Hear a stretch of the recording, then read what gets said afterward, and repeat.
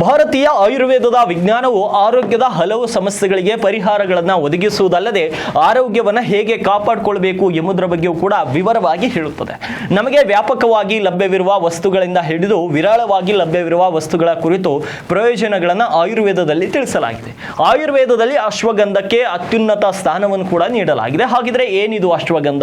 ಇದನ್ನ ಪ್ರತಿದಿನ ಸೇವಿಸಿದ್ರೆ ಯಾವೆಲ್ಲ ಪ್ರಯೋಜನಗಳು ದೊರೆಯುತ್ತವೆ ಅಂತ ತಿಳಿಯೋದಕ್ಕಿಂತಲೂ ಮುಂಚೆ ನೀವಿನ್ನು ನಮ್ಮ ಪೇಜ್ಗೆ ಫಾಲೋ ಮಾಡೋದಿದ್ರೆ ಕೂಡಲೇ ನಮ್ಮ ಪೇಜ್ಗೆ ಫಾಲೋವನ್ನ ಮಾಡಿ. ಅಶ್ವಗಂಧವನ್ನ ಗಿಡಮೂಲಿಕೆಗಳ ರಾಜ ಅಂತ ಕರೆಯಲಾಗುತ್ತೆ. ಶತಮಾನಗಳಿಂದ ಅಶ್ವಗಂಧ ಔಷಧದಲ್ಲಿ ಇದನ್ನ ಬಳಕೆ ಮಾಡಲಾಗುತ್ತದೆ. ಅಶ್ವಗಂಧವು ಏಷ್ಯಾ ಮತ್ತು ಆಫ್ರಿಕಾದಲ್ಲಿ ಬೆಳೆಯುವ ನಿತ್ಯ ಹರಿದ್ವರ್ಣ ಪೊದೆ ಸಸ್ಯವಾಗಿದ್ದು ವೈಜ್ಞಾನಿಕವಾಗಿ ವಿತಾನಿಯಾ ಸೋಫಿಫೆರಾ ಅಂತ ಇದನ್ನ ಕರೆಯುತ್ತಾರೆ. ಇದನ್ನ ನಾವು ಸೇವನೆ ಮಾಡೋದ್ರಿಂದ ಅಶ್ವಗಂಧವನ್ನ ನಿಯಮಿತವಾಗಿ ಆಹಾರದಲ್ಲಿ ಸೇವಿಸುವುದರಿಂದ ಒತ್ತಡ ಮತ್ತು ಆತಂಕ ಕಡಿಮೆ ಆಗುತ್ತದೆ ಅಂತ ಅನೇಕರು ಹೇಳ್ತಾರೆ. ಏಕೆಂದರೆ ಇದು ದೇಹದಲ್ಲಿನ ಒತ್ತಡಕ್ಕೆ ಹಾರ್ಮೋನ್ ಕಾರ್ಟಿಸೋಲ್ ಮಟ್ಟವನ್ನು ಕಡಿಮೆ ಮಾಡಲು ಸಹಾಯ ಮಾಡುತ್ತದೆ ಅಂತ ಆರೋಗ್ಯ ತಜ್ಞರು ಹೇಳ್ತಾರೆ. ಇದರ ಅಲ್ಲದೆ ಮಧುಮೇಹದಿಂದ ಬರುತ್ತಿರುವವರಿಗೂ ಕೂಡ ಅಶ್ವಗಂಧವು ತುಂಬಾ ಪ್ರಯೋಜನಕಾರಿಯಾಗಿದೆ. ಇದನ್ನು ನಿಯಮಿತವಾಗಿ ಸೇವಿಸುವುದರಿಂದ ರಕ್ತದಲ್ಲಿನ ಗ್ಲುಕೋಸ್ ಮಟ್ಟವನ್ನು ನಿಯಂತ್ರಣದಲ್ಲಿ ಇಡಲು ಸಹಾಯ ಮಾಡುತ್ತದೆ.